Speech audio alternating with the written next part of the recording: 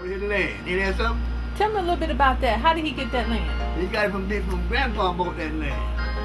Grandpa bought that land making tar. Making tar out of a pine tree. So I asked him one time, I got up over up to talk. You didn't talk like to your daddy back then when I was a child. I asked him why did he think dancing was so bad.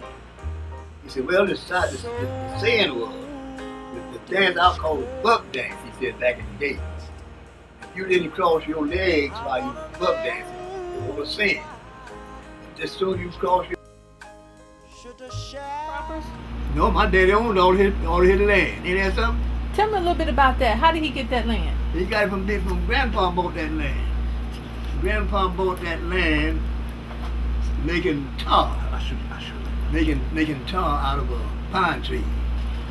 He sold it for 10 cents a barrel. That's what Papa said. He sold it for 10 cents a barrel. And land was cheap. You could get the whole lot of land back then for a little nothing. Because the white people owned all of it, and they didn't have slavery no more. They tended. See, they had to pay to have all that land tended.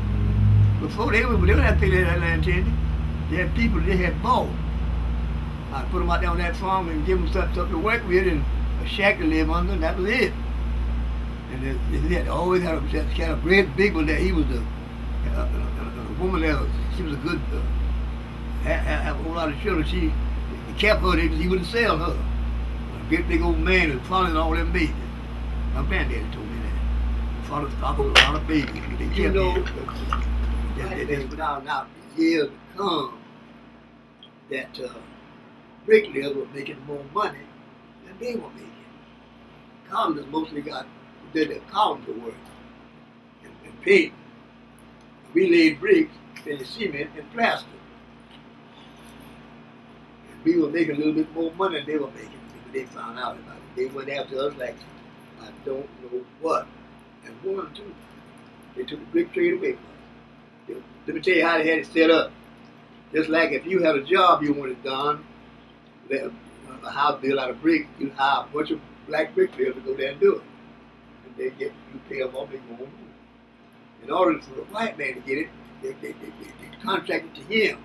Then they would sub that contract work to the black man. The black man couldn't out talk to the whites, you know. They subbed the brick work to the white. Then you had this white man, he couldn't lay bricks. He'd have to go get the black man to lay bricks for him. And he paid whatever he wanted to pay. And I talked that to him. I went all over the world. I lost my job one time. My position, not my job, position. One time in the Masons were running around behind me and trying to get some sense in their head. But I never did. Back to this day where I am now, the white man has got brick trade in his hand. He hired us now, full blast. But I quit working a long time ago. I ain't working no more. But anyway, that's how we lost out by being ignorant. And more exactly full ignorance, but a whole lot of it. They wouldn't have work, laying out, going to making the man's job come up bad and all that stuff. You had to get out and grind. I worked on a Sunday. We went to Raleigh to build some houses up there, build some cabinets up there for people, children to go to school in. And there were about 6 buildings to be built. And they wanted the half of them was white, half of them was black. So we black bricklayers was the best. We were getting the most money. They tried to take it away from us. Let me tell you how they tried to do it. They said, now the man that built most of these houses here, gets through most of these houses here, we're going to get this job. Now, we're going to bet you. We went up there, I talked to them boys like I don't know what I did to try to get them to stick with me. We laid bricks on Sunday. Mr. D, yeah. Do you remember any experience where people mistreat you because you were a black man? Yes, Lord. Let me tell you what we had to happen one evening. We had walked all the way from Smithfield, North Carolina, about trying to get the Fed from Newman, that's where we stayed. You couldn't ride hardly unless you was a soldier or a Marine or something. They're the ones that had to get on any bus or train or anything before you did. So we were hungry, a bunch of we boys. We went to this little shack where we were selling hot dogs and things, and And the man said, "Go down at that hole right there and stand there. You get waited on." That had a hole cut in the house and a window in it. We went there and closed on about 5 or 6 of them. Come with a big tray full of hot dogs, big as this thing here, I reckon. And the time he set it down, it was gone. Knocked them out that quick. Bam, bam, bam, bam, bam. A little white gal waiting on us. She'd come back, get the thing, and fill it up again. We ate about 3 full panfuls of them. And that last time, she bam, shut the door in our face. These niggers out here just eating, not about to eat. You got blah, blah. We could hear talking, calling us niggers. It wouldn't bring it. You know that man wouldn't make her bring us no more hot dogs. That was nothing. You come on in the red and be first, younger men than I was. I was always the oldest guy in the crowd. I don't know why, but I was. I said, "Come on, let's get on with me now. Let's don't hang around here and get in trouble. Let's leave here and go somewhere else." They didn't want to wait on us because we were black, and we were eating out. We were paying just as much as the white man was paying. He was in there sitting down, red back standing. We were out in the heat, but we couldn't get no hot dogs to eat. What would happen if we had a black president? He told me. I said, "Nothing. You keep on making it. You ain't making it now. You ain't making it now. You're doing something, but you ain't, what you might say, making it. You're out here scubbling, trying to work for get a few dollars. You ain't doing nothing much." He was a carpenter, he was. He was one of them was mad with us out in Florida. He come by me one time, I was laying bricks, and laying brick pretty too.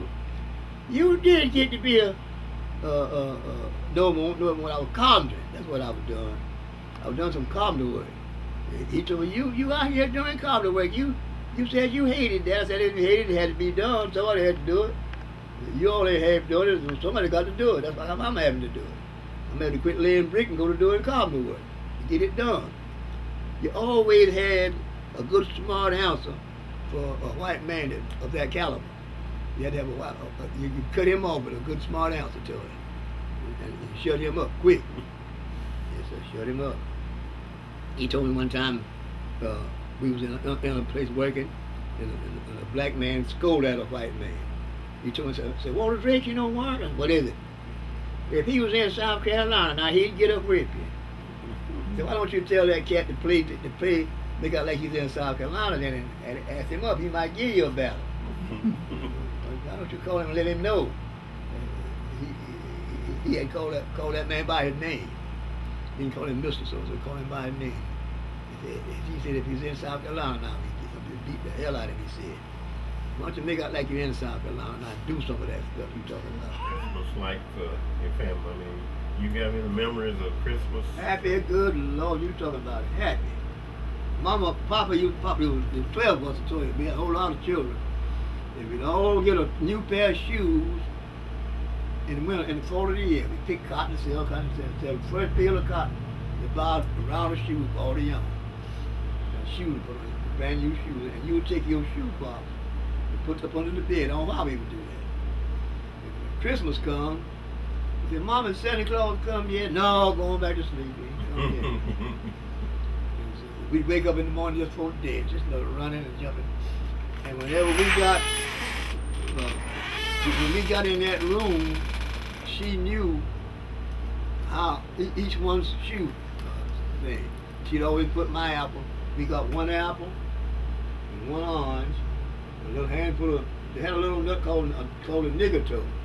You got this in a little handful of that. And them nigger toes you got to put in there. One stick of candy, one orange and one apple. That was your Christmas.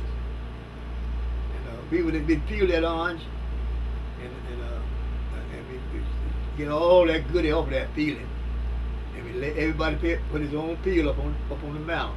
And you know, we knew our peel from somebody else. We go get it, bite a little bit of it on one day and eat that. And next day maybe we come and eat it, and another little piece and eat that up. My brother, my brother right there, he went and bought, he got lucky, he went and bought him a coconut. And he opened the coconut, and he didn't know, by being a little country boy.